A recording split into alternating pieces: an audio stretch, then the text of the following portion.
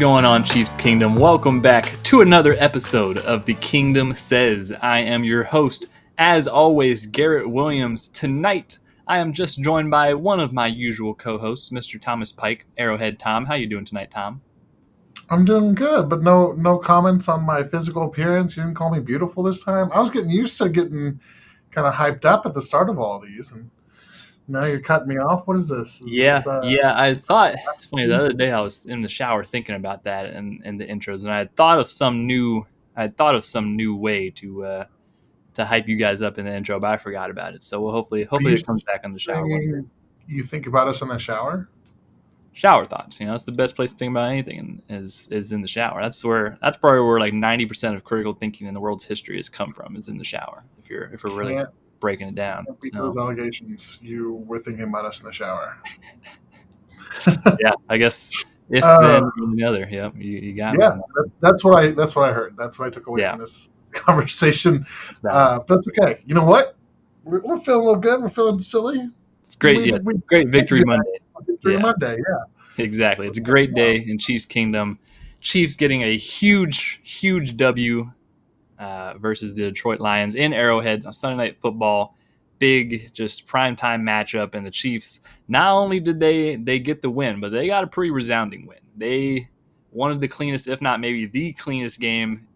In fact, there's some stats that even back that up. This might be one of the cleanest games ever, especially from the Chiefs side. A team that just was penalized 13 times last week for 109 yards. This week come back and get 0 penalties. Well, technically there's one, but it was declined by Detroit. But just phenomenally clean game, 0 penalties, 0 turnovers. Just a good win. I mean, it was just a good win. Going out there against a really, really good Detroit Lions team. They're going to be a playoff team. Probably, we talked about it in the pre-show. They're probably one of the top 4 teams in the NFC. They're going to be competing for that spot in the NFC Championship, and to have them come to Arrowhead, obviously home field advantage is always a great thing to have when you're playing against a good team like that. But just to come out there and put together a very, very good performance on all fronts. It was a fun one. I'll tell you, it was one of the better Chiefs games, definitely one of the best Chiefs games this year, and of recent memory, I think, of just a resounding, comfortable, not too stressful game. Tom, how do you feel about it? I felt really good just because I really thought we were going to get. I thought we were in for a rough game. Yeah,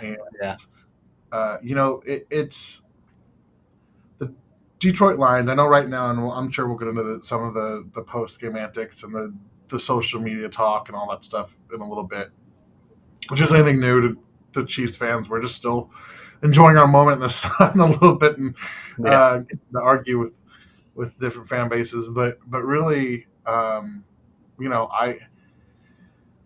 expect us to lose this game. If we're being fully honest, I expected it to not be pretty. I expected it to be pretty one-sided. But the Chiefs came in, and then, like you said, they played a very clean game. And again, the narrative of the refs helped the Chiefs. Man, if you've watched the Chiefs at all this season, you would know that, the reality is the only team that beats the Chiefs consistently and, matches up the best is the Chiefs. And all year. And there was a moment, and I'm sure we'll talk about this briefly because it's one of the few negatives, where here we go, even to start the game, Harrison Butker shanks an extra point. Yeah. One of the worst shanks I've seen in a minute.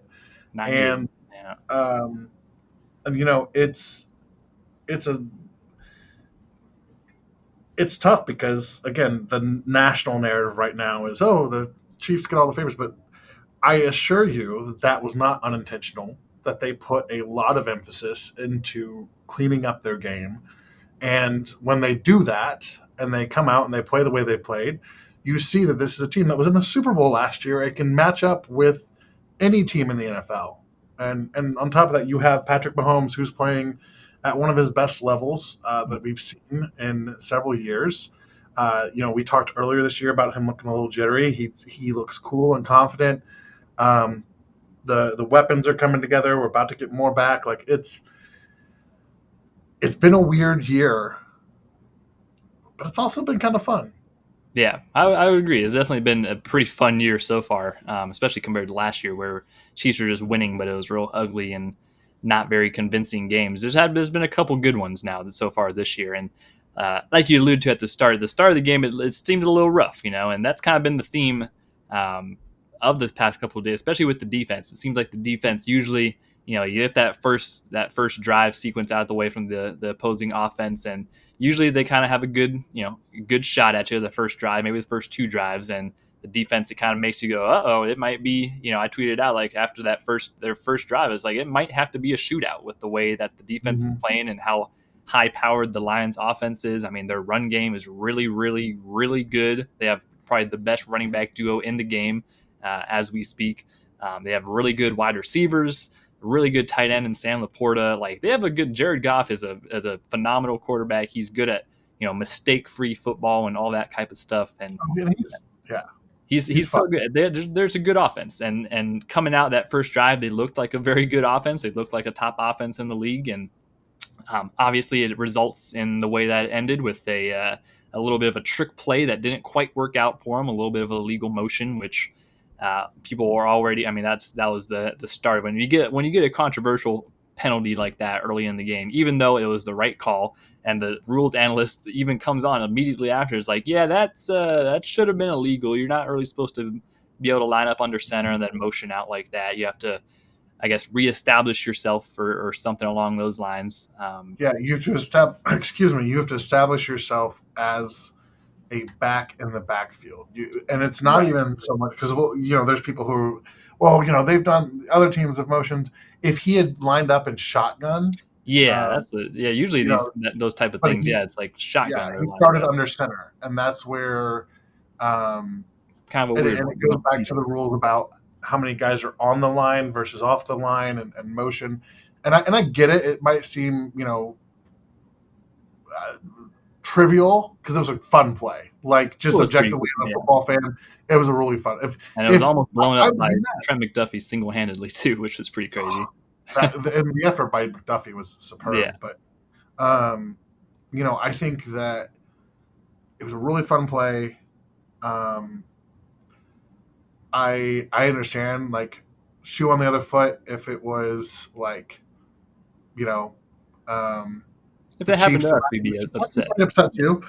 But yeah, I that's the nature of the rule, right? That's the nature Yeah. No, yeah, of and like you said, most of the time we see stuff like that. It's when the quarterback's like starts in shotgun. You think of like Philly, for example, the Eagles play in the Super Bowl. It's like he started out in shotgun and then kind of faked off in a similar sense. Um, yeah. so it's one of those things. That also kind of as I thought back on that play in the game, it's kind of interesting because obviously trick play, right? And what have the Lions like? The Lions have been really good at trick plays the past couple years. That's been kind of their big thing. But that was also Ben Johnson's big thing. He was the offensive coordinator in Detroit for many years. He just leaves now for a head coaching job. They have a different offensive coordinator who I think he's probably still part of the same tree, but he might just not know all the little nuances of the rules and all those little things of like what formations and what, that's the thing. Like, we said we'd be angry if this happened to the Chiefs, but that's also something that would probably never happen to the Chiefs because Andy Reid just knows the playbook and knows the rule book so well. It's like those little minute things that to the normal fan, it's like it's the same thing. It's the same thing, but all those little things matter, and that might be the difference of having an experienced guy like Ben Johnson in there as opposed to Detroit's current offensive coordinator being newer. I don't know. It was interesting. It's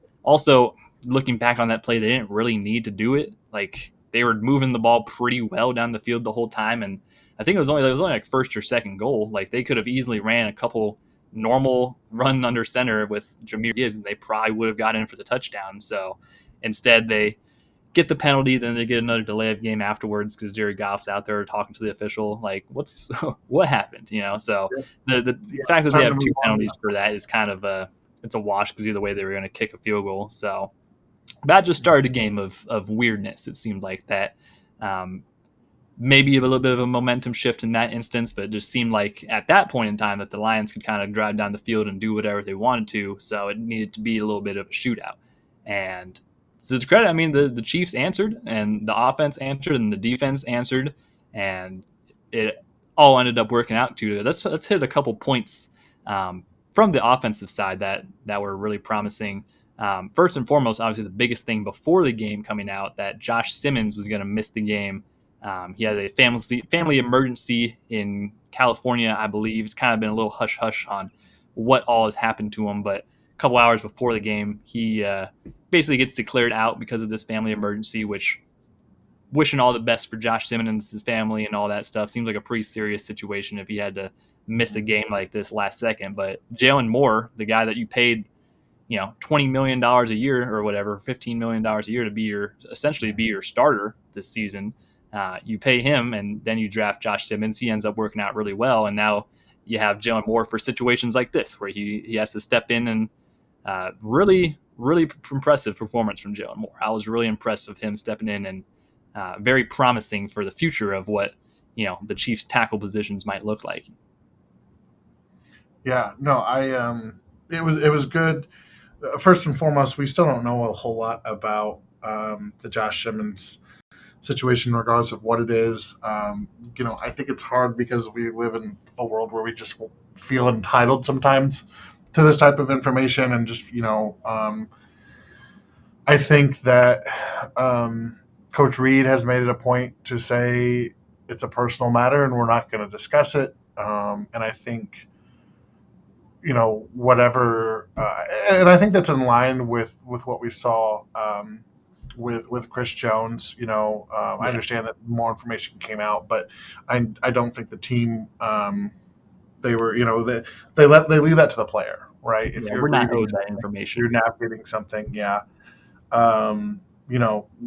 I think that's just part of a organizational philosophy. There are some people who are going to speculate, and I just, again, the word of caution of like, don't give clicks to people who are being crappy and saying inside scoop on Josh. Chill. People who are saying it could be this, could be that, could be illegal. Gary, I think we were talking earlier, we've both kind of done some digging, and there's not really anything out there. Somebody who claims that there's a lot out there or whatever, that they know what's going on, they're probably just trying to get some clicks out of you. So I think follow the team's lead, show some respect, some privacy for Josh Simmons. Prayers, thoughts, whatever your thing is, send them some positive vibes, hoping for good news. I know the team has not necessarily been committal one way or another to if he will be available next week. But it was good to see, Jaylon come in there and play as well as he did, especially at left tackle, especially a position that, I think they pointed out during the broadcast, like, it's been a lot of instability. Yeah. It's affected Pat a lot. And there was a couple moments, but it's a good pass rush, and Jaylon held up really well. So good to see him finally get some snaps, and glad to have him around. Exactly what he's here for. It's important stuff when you have the offense that the Chiefs are trying to put on the field. So, yeah, talk about a tough first outing on the year. First game you're having to start, and you having to go against Aiden Hutchinson on the other side of you. Like, that's a tall task. That's definitely a very tall task. And he did really good. I don't think he actually allowed any. I don't know the exact stats, but he was pretty clean on the day. He didn't seem like a huge drop off from Simmons, which was great. And even Coach Reed after the game praised Jaylon Moore specifically just for the stepping in a big moment like that. He also had a baby earlier on in the day, which is kind of crazy. So shout out to Jaylon Moore. He did exactly what we paid him to do, and maybe opens up the conversation of the future of the Chiefs tackle position. I know we kind of speculated a little bit on it in the offseason, but depending on how good he looks and how comfortable you are moving on with Jawan next year, he could potentially be your right tackle next year, and who knows? That's all further down the line. But it was a good showing, and like you mentioned earlier, like, Pat is so comfortable behind this offensive line this year. It's crazy. Like, this is the time. Like, Pat's been going through a lot with the protections these past few years and the instability at left tackle and all these different things, and it's a night and day difference when he has good protection in front of him. Like, the comfortability, the confidence of him, like, stepping up, he's creating plays, he's extending plays, but like not recklessly. Like, it's such good football that we're seeing from the Chief offense right now. They're running under center, which is something that we would have never thought. And they're actually running with success under center too. Like, Isaiah Pacheco actually had a pretty decent day on the ground. They were running him pretty solid. He was a main back. He got, 12 carries for 51 yards. Kareem only had 6 carries. So they they seemed a lot more confident in Pacheco's abilities this week with the matchup they had, and the run game looked good. The run game was very solid. Opens up the door, obviously, for all the other stuff in the offense. It was an interesting interesting offensive philosophy for the Chiefs. It seemed like this game a little bit heavier of personnel. I noticed there's a lot more Noah Gray. There's a little more Robert Tonyan than normal. It seemed like they were a lot more content of. They took a couple deep shots, but it seemed like they were a lot more content of kind of running the ball, playing normal football, getting given what the defense gets you. Kelsey was eating on those underneath routes and just those little short things. Like it was just we didn't see the maybe the explosiveness of the past couple of weeks of offense. Tyquan Thornton didn't really get any looks. He's been a big deep threat for him, but they didn't even really need to because of how successful the underneath stuff was. And guys winning, even Xavier Worthy didn't have a huge game, although he did have his first touchdown of the year, which was great.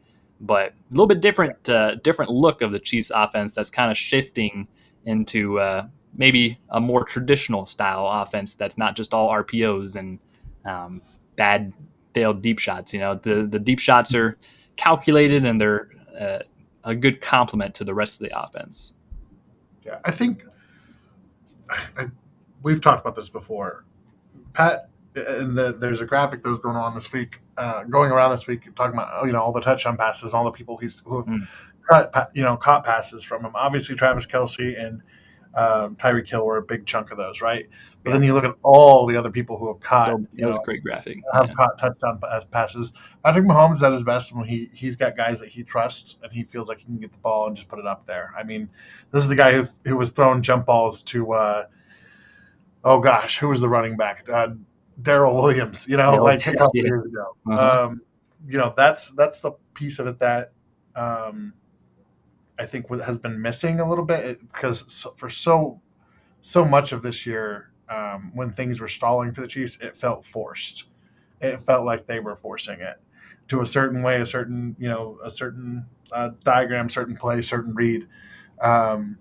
This was a game where it felt like Mahomes was relaxed and he just felt like wherever he went with it, it was going to be a win. Hollywood Brown had a great game. I know we talked about the other guys, but some of that is, hey, Travis is pulling attention. Now, Xavier's getting some attention. There's Hollywood. He's gonna be the one who gets to feast from that. I know early on the whole EGE thing had mixed reactions from the Chiefs community, but the team has embraced it, and I suspect that will continue to be a healthy theme while they continue to expand their offense. And also shout out to Noah Gray, who got some good catches and some snaps in. Like, again, that's where this team can really set themselves up for something different and do some good things if they just commit to keeping that spread out and doing what they need to do. So I was excited to see it from that standpoint of like, hey, we're looking good. So the confidence of the offense overall, I feel like it's just really high, and not only the confidence but the fun factor. Every time one of these wide receivers catches the ball, they're doing whatever this celebration. It's a good one. The brush them away or what, I don't know what it is, but Xavier Worthy started. Flapping. Xavier Worthy started doing it, and now it seems like every wide receiver is doing it now. And I don't know. It's like a extra level of fun that I just feel like you haven't seen from the Chiefs in the past couple of years. There's been excitement and there's been times of more cohesiveness, I guess. But this just feels like a team that's like really together. They're really motivated to be productive, and like you said, the other guys are stepping up now. Early on in the season, it was kind of the Mahomes show, and he was having to do a lot of the work. And he was the leading rusher he might still be the leading rusher. I'm not sure, but he's like, it was every week where Mahomes was just kind of having to put the team on his back. And now it seems like there's guys that are stepping up a lot more and really taking on that leadership role and just the accountability of like, hey, we need to perform well for this guy, and we can't keep on dropping these balls and keep on making stupid penalties and all that stuff. Like, that's the biggest thing. Just eliminating the mistakes, and it's so hard to beat the Chiefs. That's all you have to do is eliminate the mistakes. Travis Kelce, 6 for 78. He looked back like prime Kelce almost. I mean, he's still got a little bit of it to him. I tell you what, here's a couple of plays that you throw it to him, and it's like, oh, it kind of almost looks like he's moving in slow motion, but then he separates from this guy. It's like he had one little like curl route almost, and then he just kept on walking forward almost, and the guys really couldn't lay a hand on him, and that's just vintage Travis Kelce stuff that you haven't necessarily seen a whole lot of the past year or so. So him stepping up, Juju Hollywood having a day with 2 touchdowns on, yeah, it's just the offense is moving in a way that we haven't quite seen them move before. Yeah, and I've not been as worried as some others have been about Kelsey. Again, I think it's the same thing. When we've seen him and he looks slow. I think again it goes back to they were kind of forcing it and teams were keying on it, and it's hard to get any runway when teams know it's coming. So I've not been as worried. I think just in the sense that I felt like it was more of a spacing issue than it was anything else with this team, and now they have it. And yeah, and we still have some other pieces to mix in, right? Rashee Rice, Yeah. Jaylon Moore, I think got some of his first snaps. Like, what was that last week?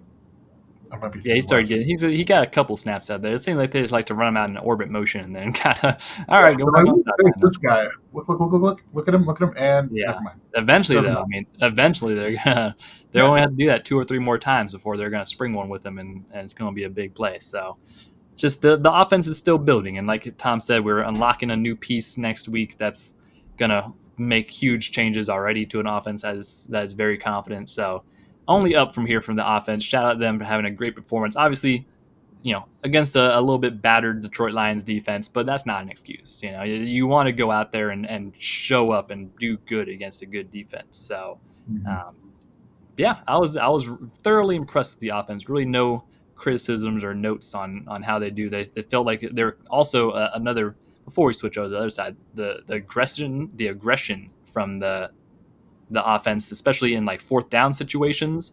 And that probably, was a little bit because of Harrison missing that kick early on, but it seemed like Andy was like, all right, we're running on 4th down. We're going on 4th down. Our side of the field, their side of the field, doesn't matter. We're going for it. And there was a lot of instances of 4th and short. And I think we only converted or failed on one of them, which was a Lions DB getting a good rep on Xavier Worthy. But other than that, it seemed like, get yourself in that situation. It's going to be 4th down territory. You can't afford to only take field goals and potentially punt it away. Like, it was a game that they didn't let their foot off the gas and kind of be timid in that aspect. They were very confident and commanding and really making sure they kept control as much as they could of the ball, which was huge. Because, I mean, I think the Lions' first drive was like an 8-minute drive or something like that, such as always the way that you try to play the Chiefs. You try to win the time of possession game and all that fun stuff, and that usually doesn't really end up working for you anyways. So, shout out the Chiefs. Shout out the Chiefs offense.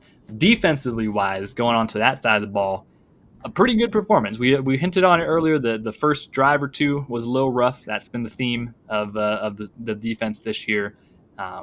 As they go out through the game and as they make some adjustments and things like that, they get better and better. Noel Williams had an increase of snaps once again, which was great to see after having like none last week. So that was good. The packages that they rolled out with the defensive backs and everything. I mean, Jamari Conner still getting all the snaps, but benefit, a bright side is the fact that a lot of them were at safety. A lot of them were at a position that he's actually meant to play. So that's a good sign.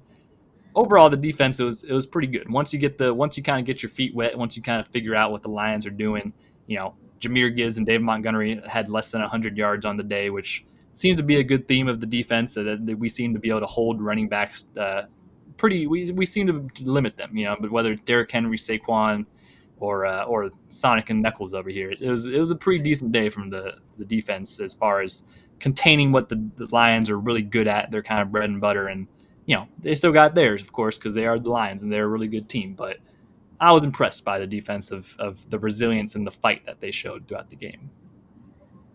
Yeah, I mean, Connor's a tough one because, again, he is who he is in coverage.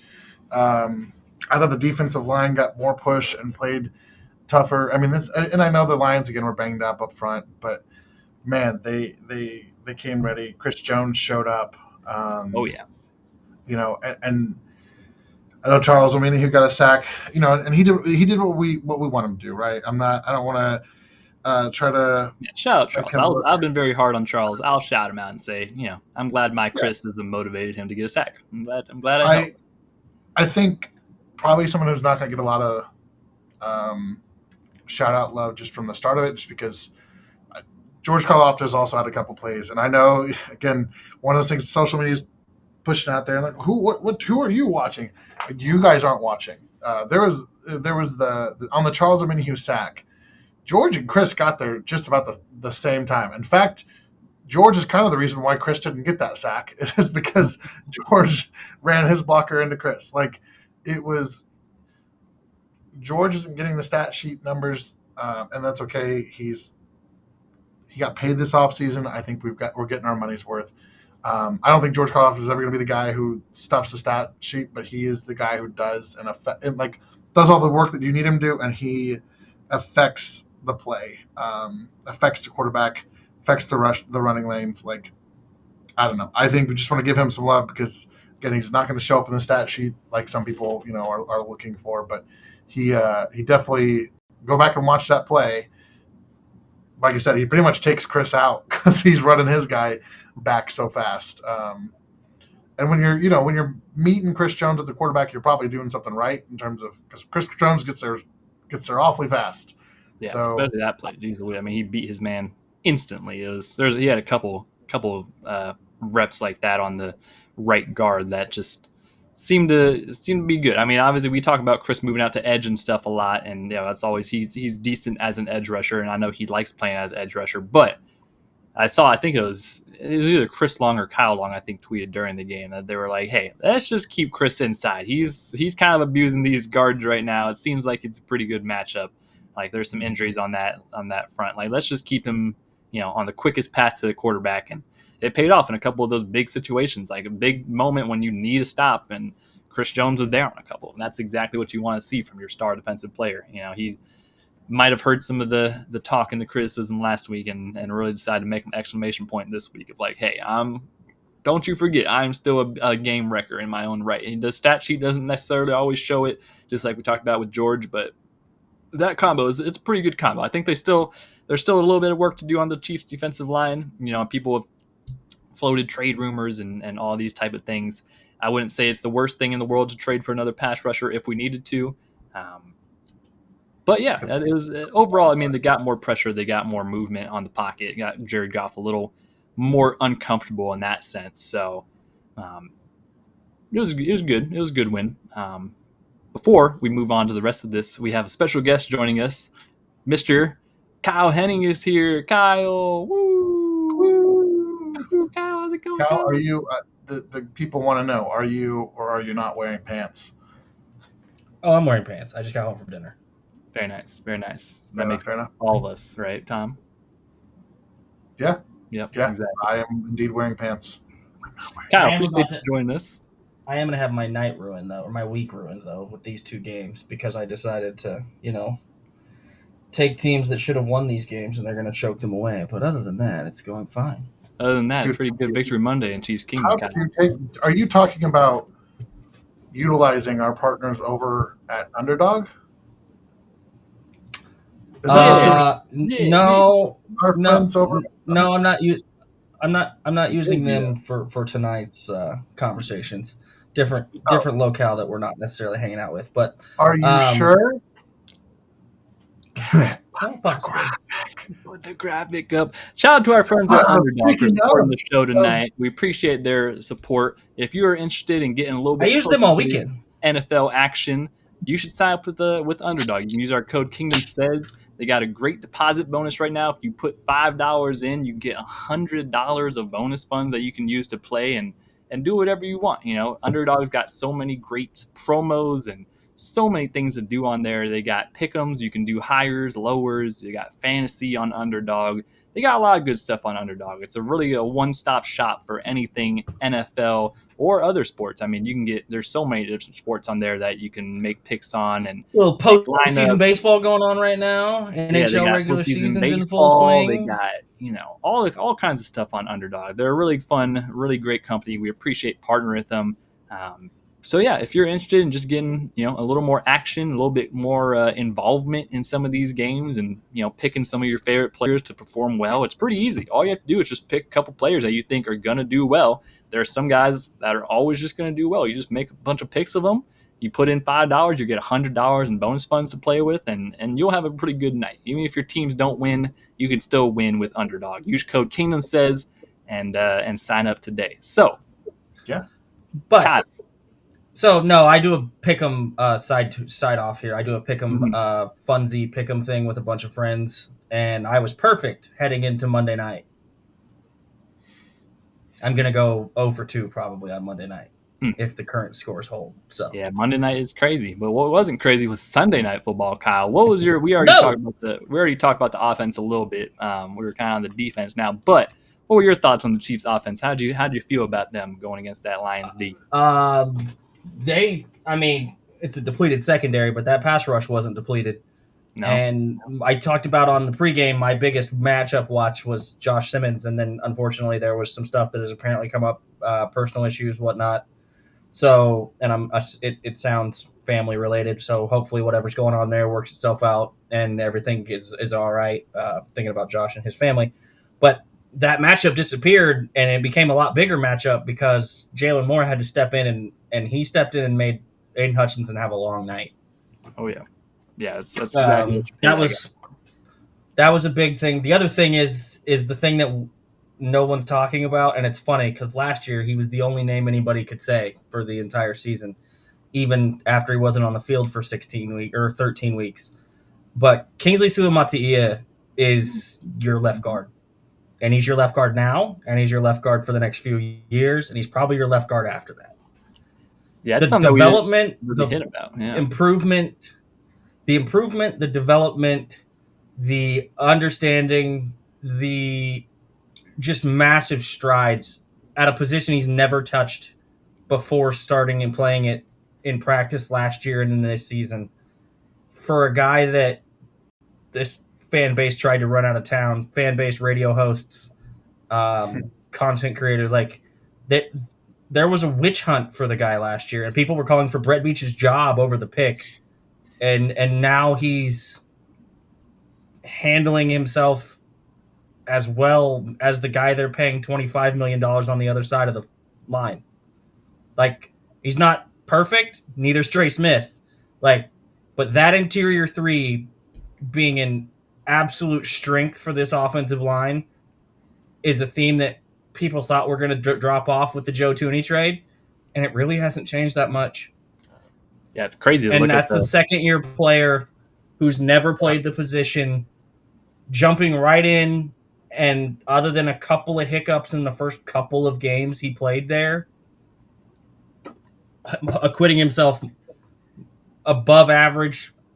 Doing some of the stuff that I talked about that was not happening from Trey Smith, which is just getting people's hands occupied to keep him from knocking down balls. I mean, everybody's favorite Detroit Lion, Brian Branch, decided to get put on his ass by Kingsley last night when he tried to jump up for a pass. I wonder if that was when he got bullied. Yeah, that was probably part of it.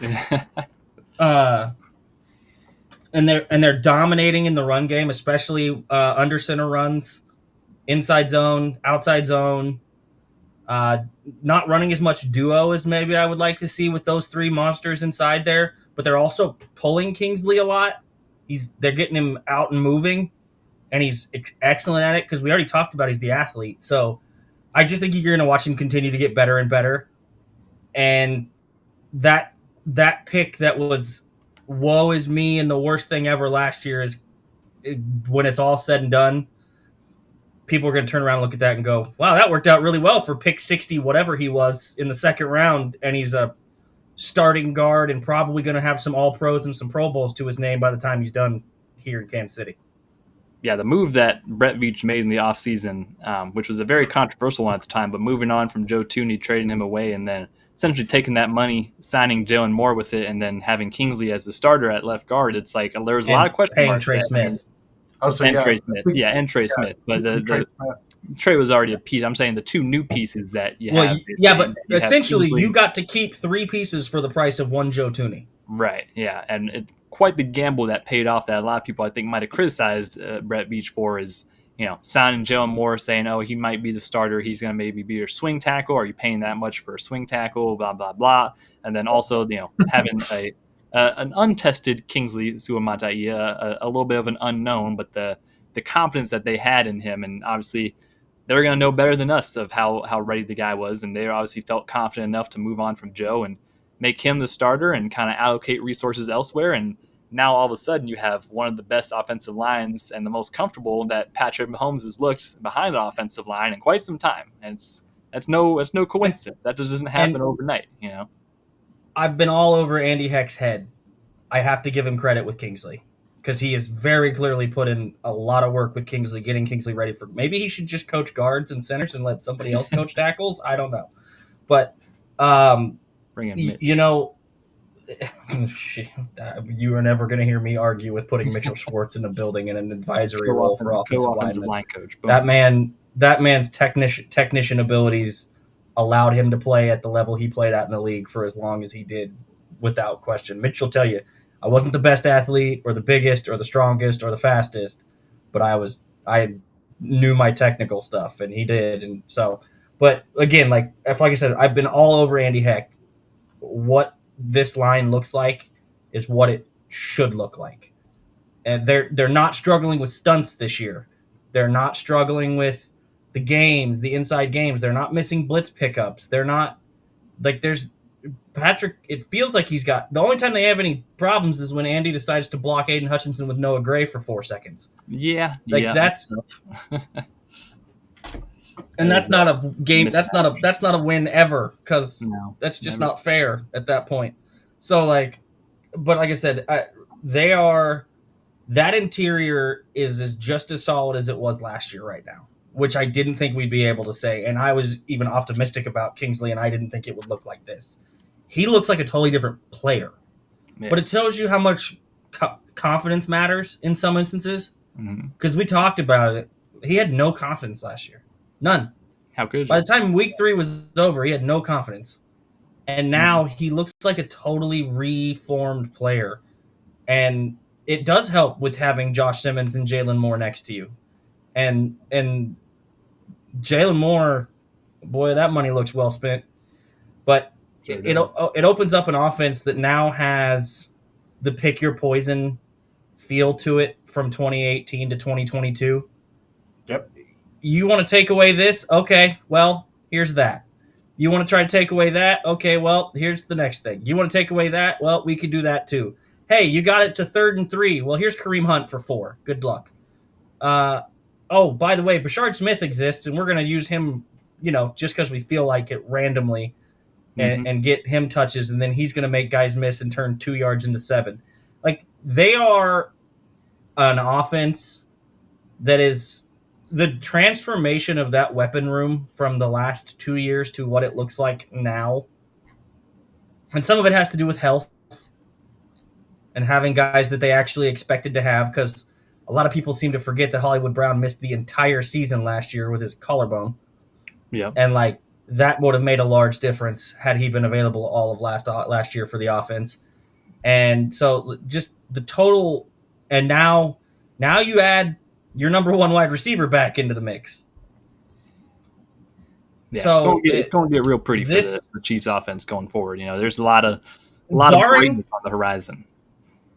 Barring them shooting themselves in the foot, that offense doesn't really have a way to stop it. Yeah. Pacheco's ripping off 5 and 6 yards at a clip on most of his under center runs. Holes too. He's hitting holes. And he's seeing holes, which I said, you can't teach it. He's either going to figure it out or he's not. We've been talking about that for several years now. And a lot of it comes with reps, and they don't run the ball a lot. So that's part of why it's probably taking him longer than it would in another offense where they run it 30 times a game. But you've got weapons everywhere. I mean, Kareem Hunt turned Kirby Joseph into a speed bump, which is probably why Kirby's up there mad tweeting about conspiracy theories. Yeah. But they present problems, and they're not even using the tight ends really. No, Travis, but Robert Tonyan and Noah Gray. Noah had a good night. Yeah, he had a couple finally. Catches. Yeah, he had more snaps. He had that. We talked about it when we talked about the offense. But yeah, they were more 12 and 13 personnel, not as much more multiple wide receiver sets. They were comfortable being a little bit heavier that game. And then all of a sudden, Taekwon didn't do anything. Yeah, but Juju and Hollywood and everybody else did. Yeah. Xavier didn't really need to have a big night. Why? Because Travis did. Yeah. They're back to a fantasy and a pick'em or prop person's nightmare, because the only consistent person is going to put up numbers is Patrick at this point. Everything else is a guess. And that's a good thing for the offense themselves and for the team. It's not a great thing for everybody who's going to try to, have them on fantasy teams or build lineups with them or do pick lists or, go to one of the other sites and do prop betting, any of that stuff. It's a lot harder because it's not going to be the same guys every night. You're not going to know who it's going to be that day necessarily.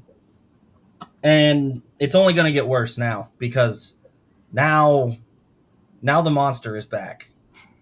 Oh, yeah. And he's hungry. Yep. Because he's been sitting there watching. So. Yeah, exactly. We're going to talk about that monster on the preview episode next week a lot more. But transitioning more to the defense, we talked about the defensive line having a better performance than what we've seen. Also, the secondary was really good. The linebacker core had a really good night. Drew Tranquil had a couple really good snaps. Nick Bolton. Most of the linebacker core had a good night. Yeah, a lot of them. I'd say a lot of them. Yeah, Nick Bolton had a pretty good night outside of the coverage snaps. Just don't put him in coverage. Just don't put him in coverage. He got got a couple times just by some well-designed plays. I know that early one was. It's just a nightmare play design, because the Chiefs do it all the time to players, where it was essentially just a really long rub play. One guy going underneath and a couple guys going in the other direction, and Nick just. Yeah, that's a tough. As Kyle's alluding to, he's already going to struggle in coverage, kind of in general, to keep up. And now you have him chasing a wide receiver for 25 yards. 2 or 3 guys running into him on top of that, it was a well-designed play. You want to see better, but at the end of the day. And then he turned around and tackled Jahmyr Gibbs with one hand. So, there's pluses and minuses. He was meeting Jahmyr Gibbs a lot. He had a couple tackles for loss, a couple really good, just run stops. Obviously, that's what you pay him for, is the tackling and the run stop ability. And we held the Lions pretty good. We alluded to earlier, but one of the best running back duos in the league, and they were under 100 yards. That's considering that's kind of the Lions' bread and butter, is to dominate on the ground and 89 yards on 21 carries. Yeah, that's a good performance. That's kind of the Chiefs' MO. They're pretty good at shutting down running backs, it seems like, for the most part. It's always kind of the pass game and holding up coverage, having guys who are playing the right coverage spots and the right defensive spots and all that stuff. Jamari Conner was, like we said, still a good dose of Jamari Conner, but in better positions. It's safety. Not all the time, but crazy. Better positions, yeah. So that helped. Noel Williams' increase of snaps helps. They're figuring it out. They're figuring out the recipe of what should work, what mismatches that exist on the team. Spoiler alert, Jamari Conner is a mismatch for basically everyone, so just put him at safety. It's a good idea. It's a very good idea. Well, put him where he's comfortable, and he's very clearly more comfortable playing safety than he is playing corner. It's not a knock. It's just a fact. It's not like you don't have corners. Especially because you do. You have corners. Yeah. You have a guy that's Noel Williams. You have Christian Roland Wallace. You have somebody else that can cover somebody. You don't need Shamari Conner to be asked to do stuff that's not in his wheelhouse. And they didn't do it as much this game, and it wasn't really a problem. And it's the same conversation when it comes to Nick Bolton.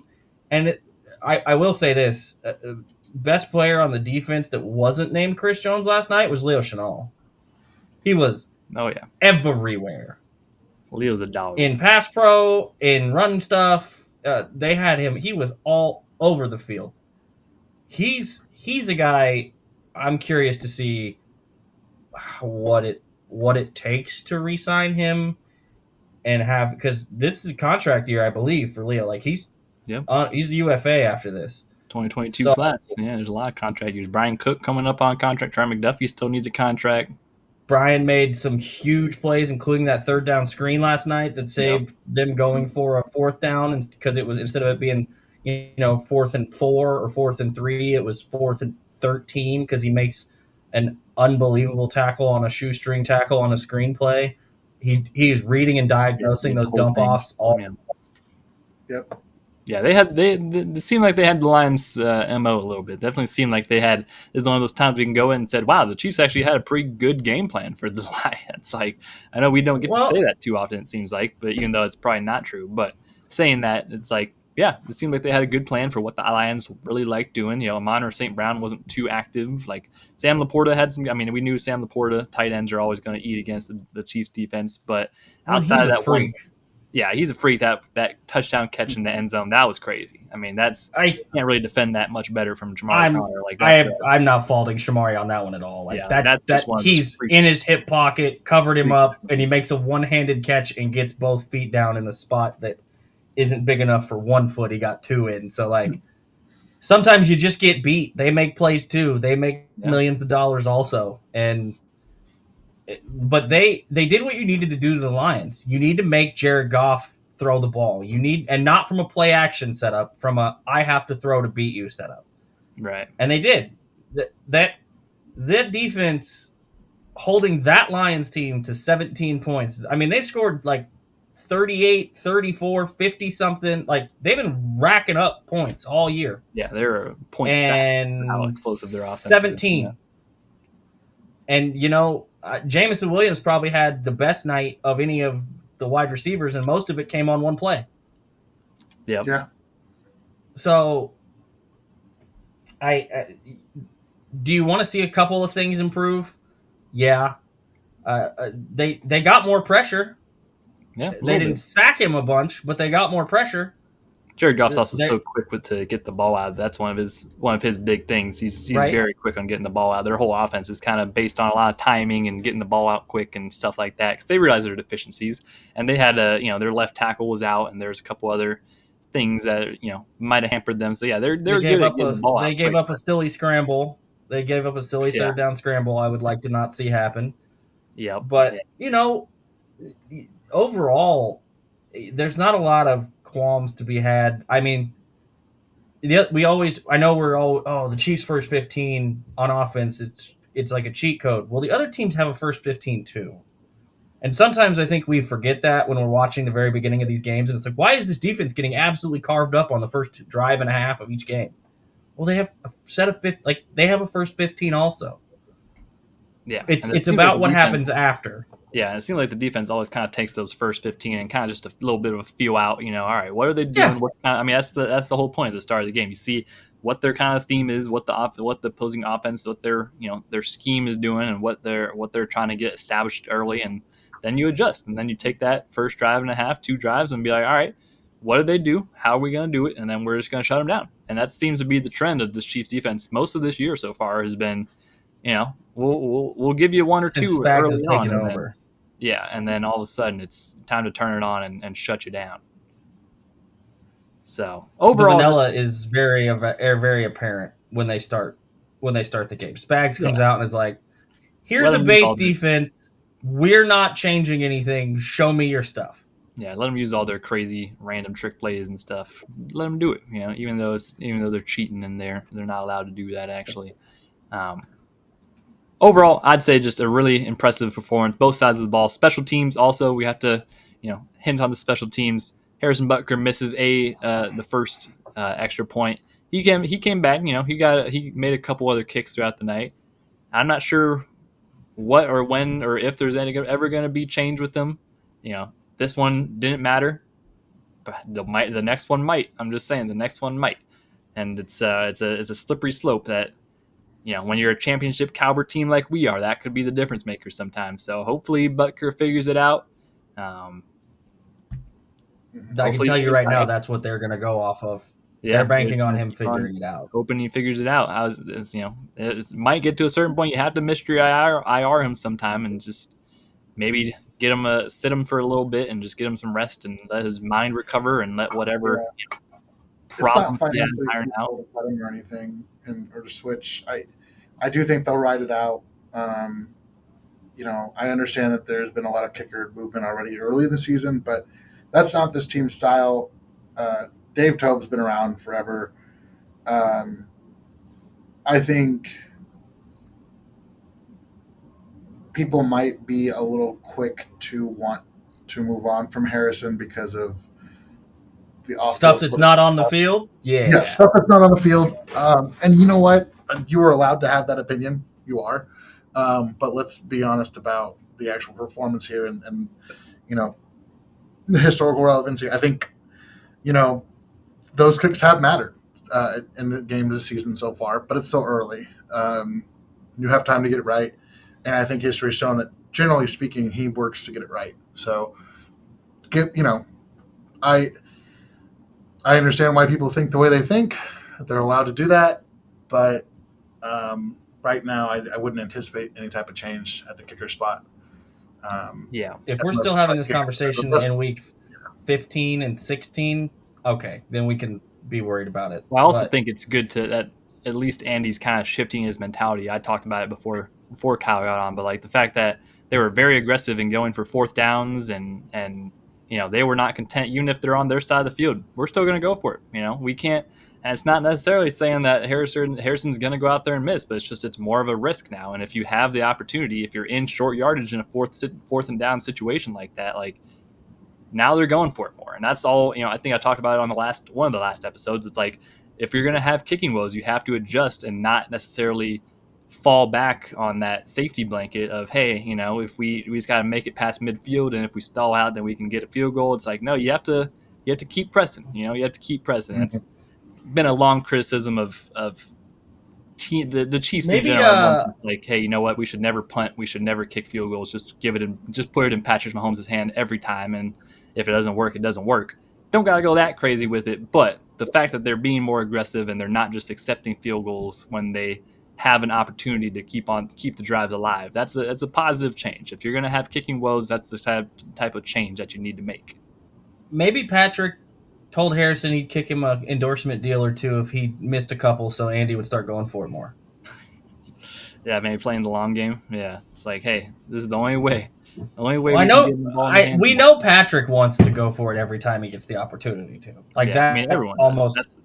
That's the big thing. With football players, they're like, hey, let me handle it. No offense to the kicker, but we don't want the kicker having to decide, what the football players are doing. I know that's some kicker slander there, but that's how most of the guys out there are thinking. Like, hey, let's let the big men, let's let the real athletes on the field handle this, and it's working. I mean, I'm more confident now whenever it's a 4th and 2, and I'm glad that they're following suit and they're being like, hey, even if we don't get, they didn't get one, which was the Lions DB making a good play on Xavier Worthy. Xavier Worthy should have won, but you take it sometimes. If it's better than going out there for a field goal and then you miss the field goal, and it's like, well, it's the same result. I do wish X would have driven back for that ball a little harder instead of giving the DB an ability to come to him. But you live with it, especially broke down play that I don't know. I didn't like the play call anyways, but that was more of the issue. Part of it was like I didn't really love the play call, but also a lot of their short to come back for that ball. Yeah, a lot of their 3rd and 4th short yardage situation play calls were pretty good. That was just one of the you can't have a banger every time. You gotta mix in some a little bit unique looks, and there's some. I think they're gonna have to keep on changing that up. Some of those staple play. The fullback dive with Kareem, automatic, run that every time. But the some of the rollouts might not be necessarily working as much anymore. These guys stay fresh, and that's what the Chiefs will do. They'll stay fresh and keep on changing things up and giving new looks to the defenses and stuff. But as long as the mentality is there and the want and the desire from the players is there to keep the ball and take responsibility for the drive and to keep it alive and to keep it going, I think you're in a good pace with that. When you've seen the adjustment not only on the 4th down play calling, but on the 3rd down play calling, which I think is even a bigger factor. Like we talked about it with the Lions running that wide receiver screen on 3rd and 13 or 14 or whatever it was. They were trying to set it up to where they could go for it. You didn't used to see Andy do that.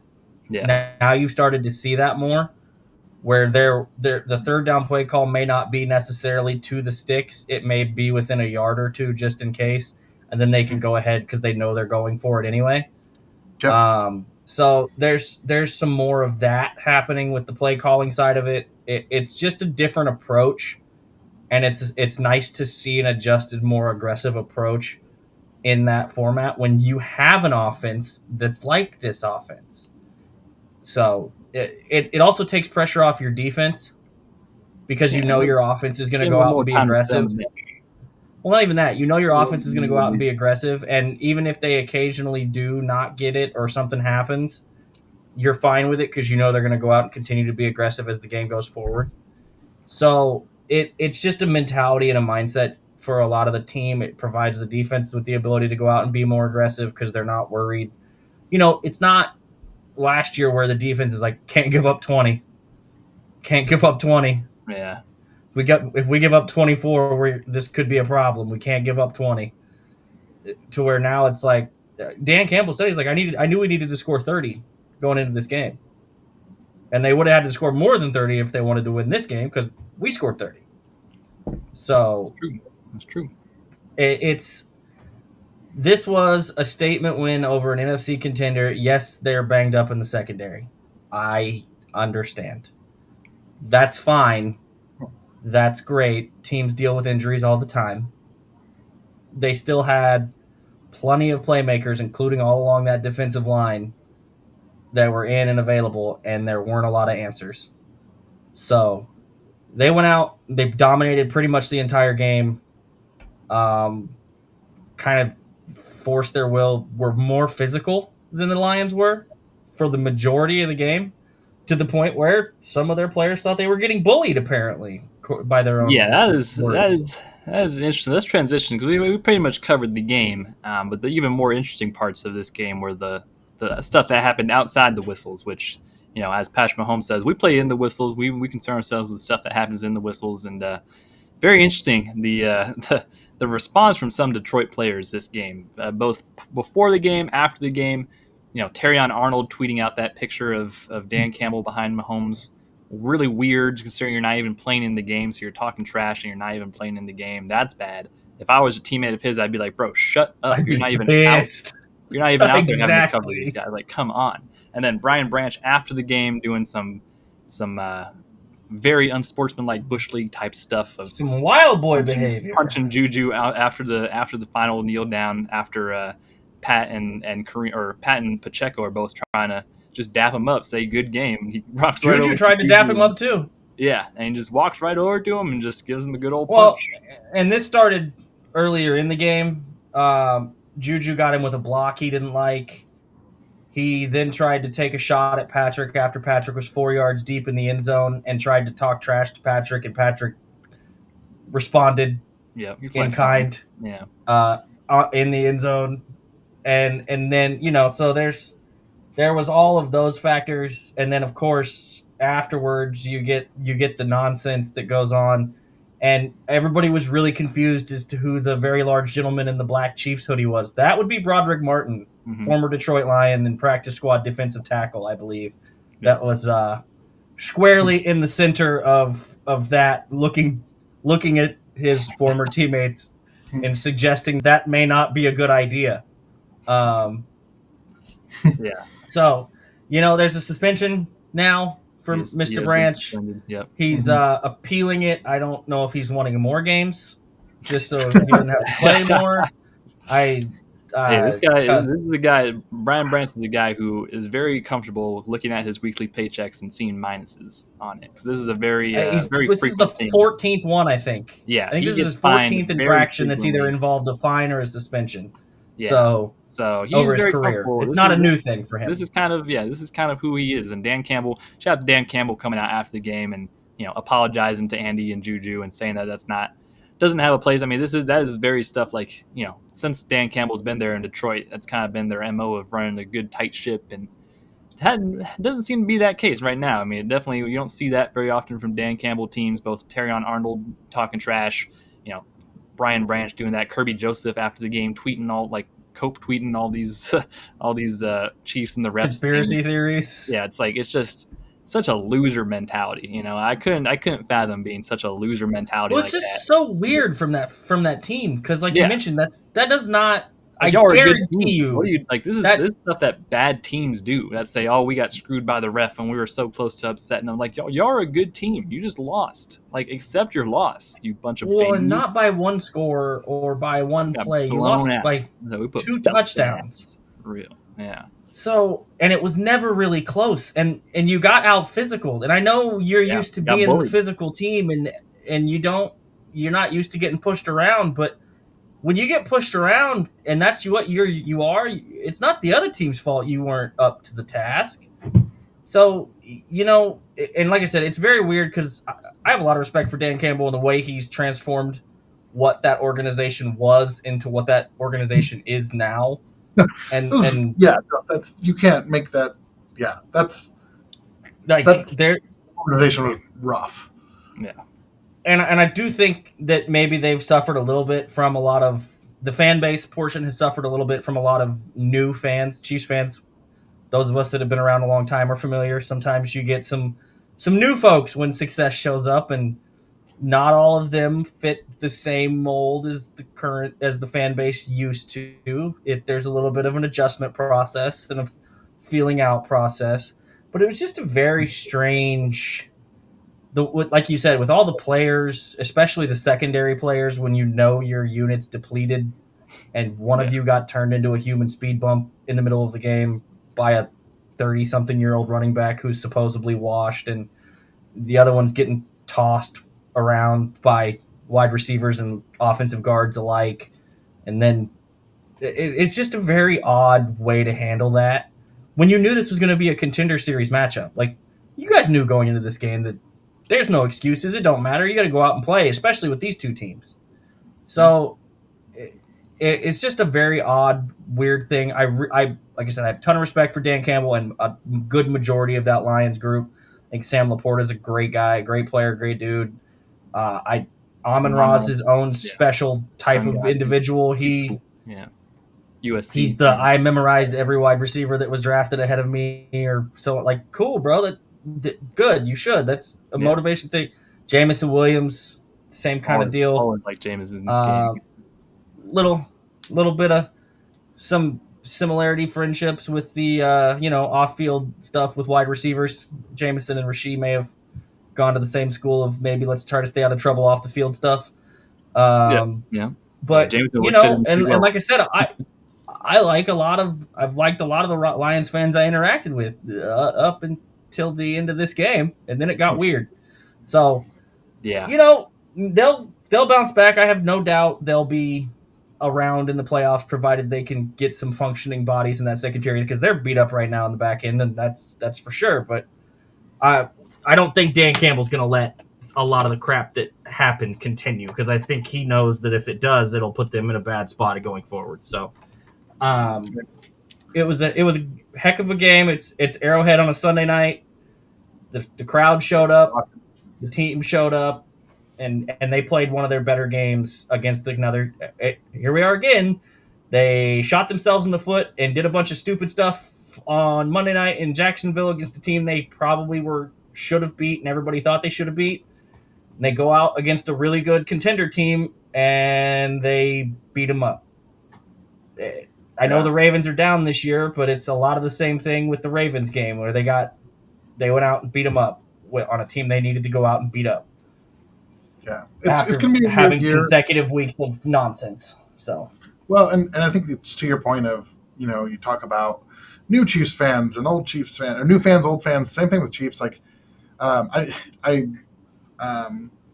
first of all, I was going to say this at the top of the show just because Kyle, but you weren't here. But just appreciate you guys always.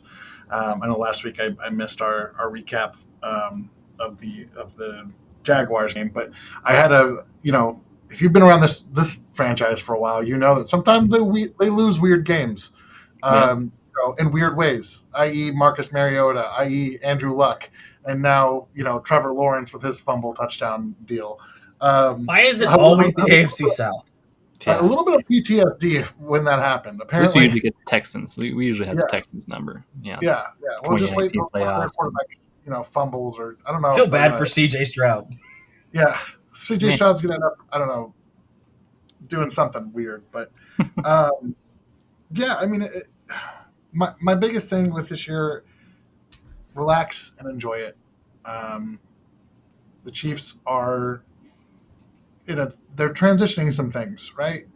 And I want to say one thing real quick about the Brian Branch, the bully thing. And listen, I'm I want to be careful because you know what? Like, I work with kids and I work with people, and you know what? There are bullies out there in the world, Yeah. and yeah, football is a contact sport and all that stuff. And I'll tell you right now, from my playing days, I hated it when guys got away with cheap shots. I really did. Um, and you know what? People take offense and they want to poke fun at him calling it bull. You know what? Whatever. You know what? You can feel that way, but you know what matters? How you decided to respond to that bully. Because just like in real life, sometimes you're going to throw the second punch and get caught, and you can feel that way. There's a different way to handle your business. You could have handled it on the field, right? You could have handled it You could have not got beat. man to man in conversation. You could have handled it a lot of other ways. And now you lose your cool. You throw a punch and you hurt your team that's already hurting, right? And I say that with because like I like Brian Branch as a player. I liked him at Alabama. Thought he was a talented kid, but part of his growth and evolution is going to be he's got to clean this stuff up. That said, I do have a soft spot for the Lions. It feels like this is a team that's young and experiencing the success, and some of that's just like the act like you've been there before kind of thing, and they're getting in the ring with the team, right? And you can tell me whatever you want. I just watched the Bills game tonight or the end of it. Yeah. I know who the team in the NFL is, right? And it's a little bit of that. And to the Lions fans, if for some reason you've come across us, you're listening to this, I get it, man. I get the frustration. It's how we felt, playing the Patriots. The Patriots, and anytime we matched up against Manning and all that stuff. Even the Rodgers and Favre and Packers, all that stuff. Like I get it. It's frustrating, but bring yourself. Your life will be more enjoyable if you can just bring yourself back to reality a little bit. Don't buy into, and I say this from experience. Don't buy into all the conspiratorial. The refs are doing this. The refs are doing that. Man, at the end of the day, it's a football game. Breathe, enjoy and it. they suck Team all the is way better around. than in 100 years. And you're not going to find anybody on this podcast who's out here defending the refs, for the record. So, no, but that's not at all. You learn to play with it. So, I guess my last thing on that would be. Bullies don't like it when they get bullied. Mm-hmm. And that's the vibe I got from Brian Branch last night. Mm-hmm. In that whole interact. Like I said, they're used to being the more physical team. They're used to being a little bit of the bullies.